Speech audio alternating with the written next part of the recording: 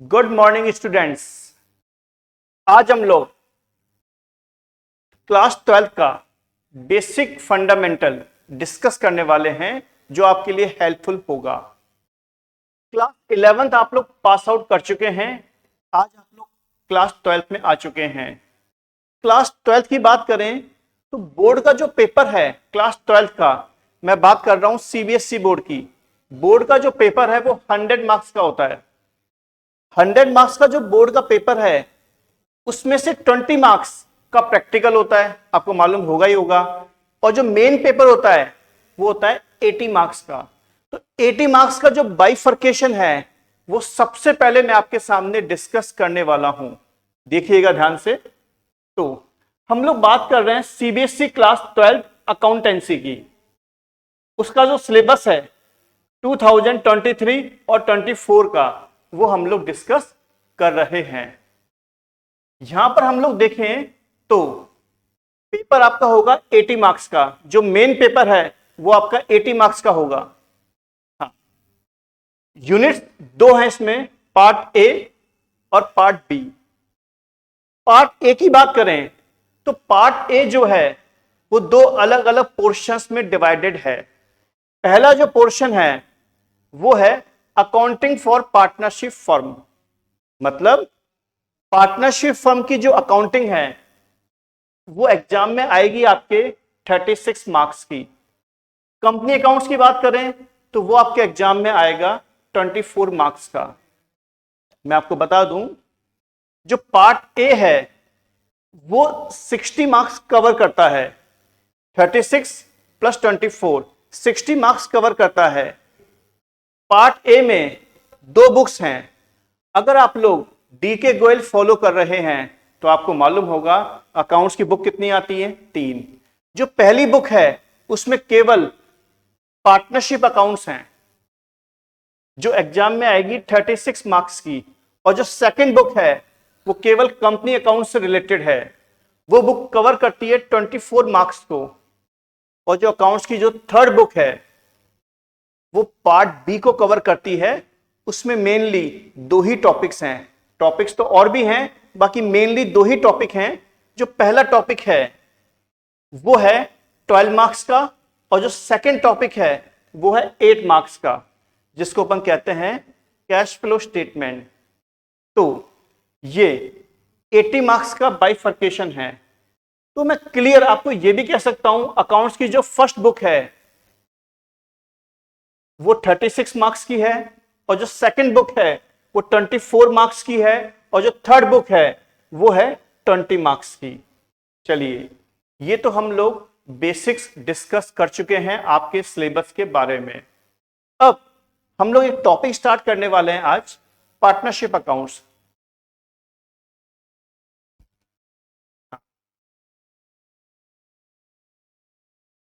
Accounting for partnership, जैसा कि मैंने बताया ये पूरी की पूरी बुक है जो एग्जाम में 36 मार्क्स को कवर करेगी।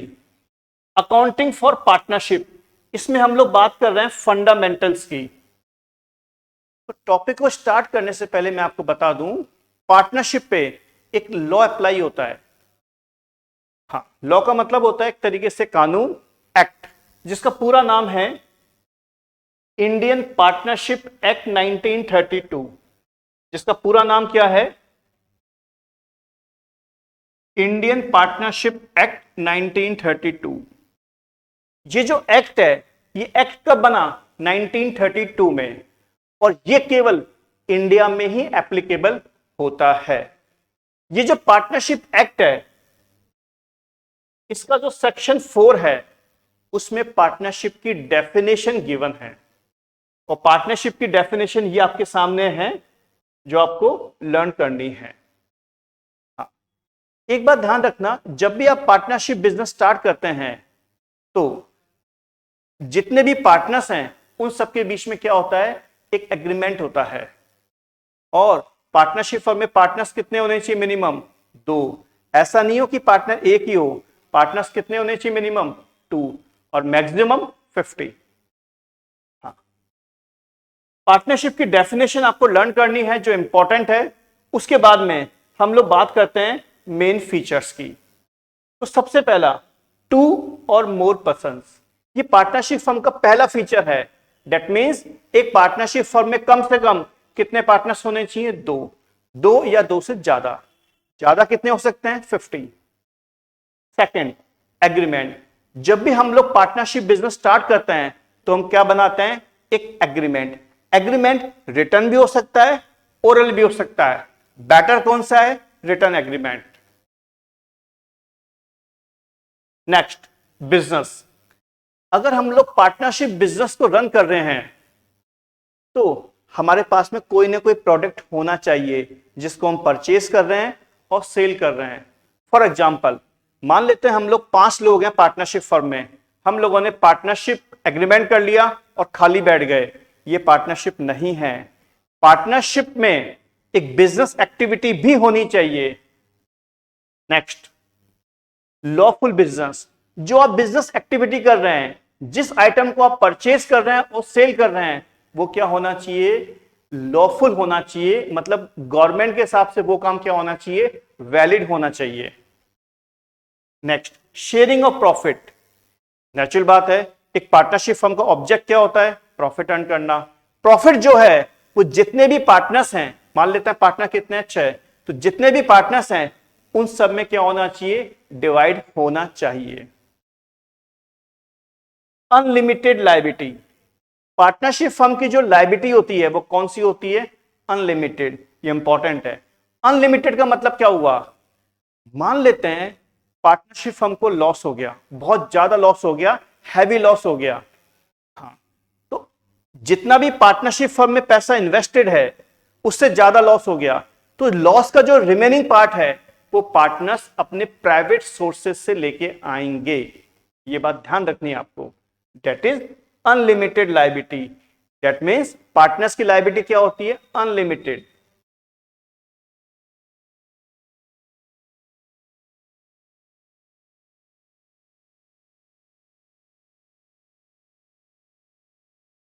पार्टनरशिप फर्म में पार्टनर्स कितने होते हैं? मिनिमम 2 और मैक्सिमम 50।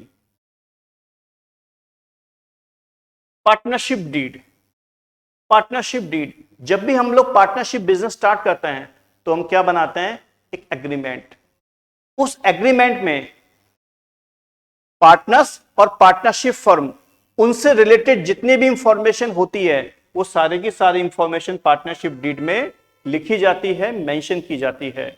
जैसे पार्टनर्स के नेम, उनके एड्रेसेस, उनके मोबाइल नंबर, पार्टनरशिप फर्म का नाम, उनका एड्रेसेस, मतलब जितनी भी इंफॉर्मेशन पार्टनर्स और पार्टनरशिप फर्म की है वो सारी की सारी पार्टनरशिप डीड में मेंशन की जाती है।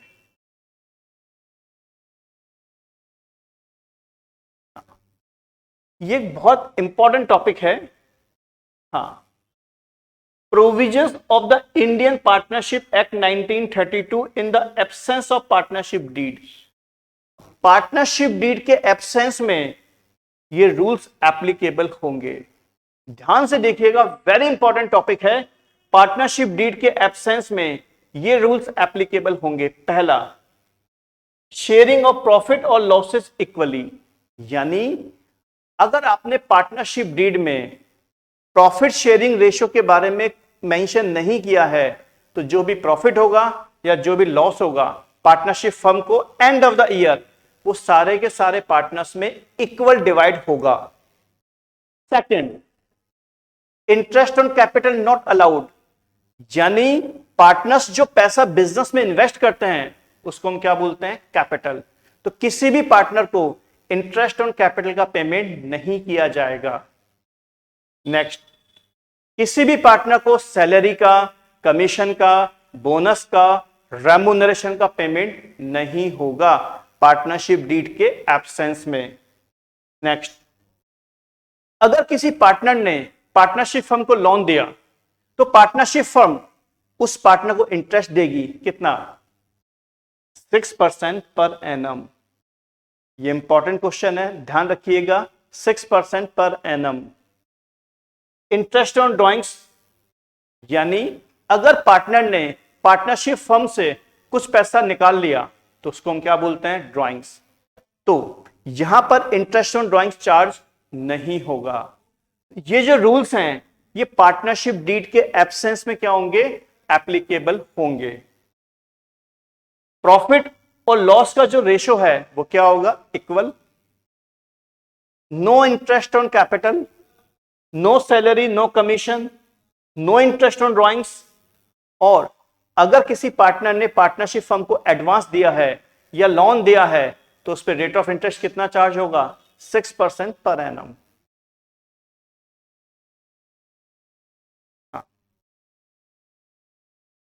कैपिटल अकाउंट, ये तो मालूम होगा ही, क्लास 11th में आप लोग पढ़ चुके हैं कैपिटल। तो यहां कैपिटल अकाउंट्स मेंटेन किए जाते हैं। कैपिटल अकाउंट किसके मेंटेन होते हैं, पार्टनर्स के, ना कि वर्कर के। तो कैपिटल अकाउंट को बनाने के दो तरीके हैं जो आपके सामने मेंशन है। पहला फिक्स कैपिटल मेथड और दूसरा fluctuating capital method. Fix capital method में दो अकाउंट बनते हैं, कैपिटल अकाउंट और current account. Fluctuating capital method में केवल एक ही अकाउंट बनता है, कैपिटल अकाउंट। इसको बनाने का जो तरीका है वो अपन अगले लेक्चर में डिटेल में डिस्कस करेंगे। हाँ, interest on drawings, interest on drawings भी इंपॉर्टेंट टॉपिक है। Interest on drawings partnership firm के लिए इनकम है, ये तो मालूम होगा ही होगा। इंटरेस्ट ऑन ड्राइंग्स का जो पूरा कॉन्सेप्ट है उसको समझने में हमको कम से कम 3 लेक्चर चाहिए। तो ये टॉपिक भी हम लोग अगली क्लास में डिस्कस करेंगे।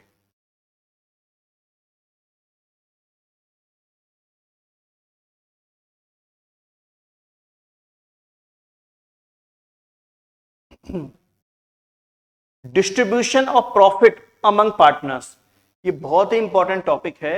एक पार्टनरशिप फर्म का ऑब्जेक्ट क्या होता है, प्रॉफिट अर्न करना। वो प्रॉफिट कहां जाएगा, पार्टनर्स के पास। तो प्रॉफिट को डिस्ट्रीब्यूट करने का जो तरीका है वो हम लोग अब डिस्कस करने वाले हैं। मैं आपको बता दूं एक छोटी सी बात,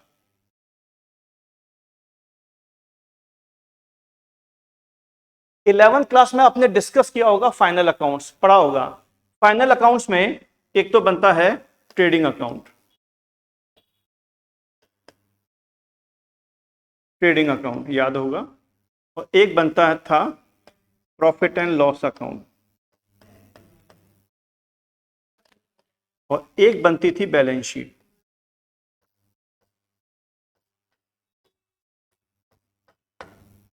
इलेवेंथ क्लास में बनता था trading account, profit and loss account और balance sheet. But class 12th में और पार्टनरशिप में यहां एक नया अकाउंट और बनेगा, उसका नाम है profit and loss appropriation account.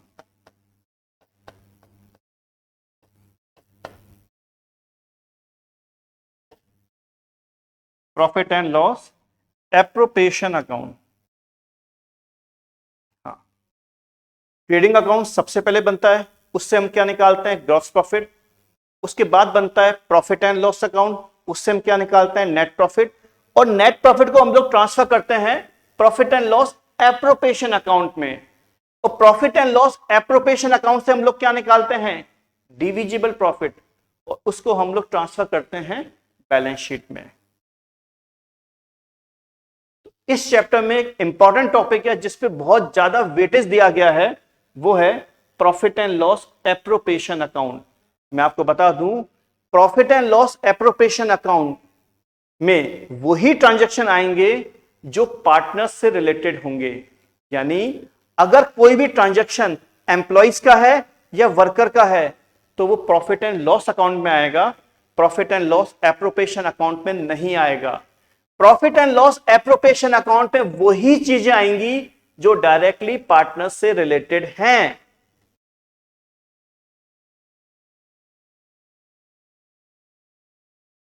हाँ, ये एक इंपॉर्टेंट टॉपिक है, format of profit and loss appropriation account.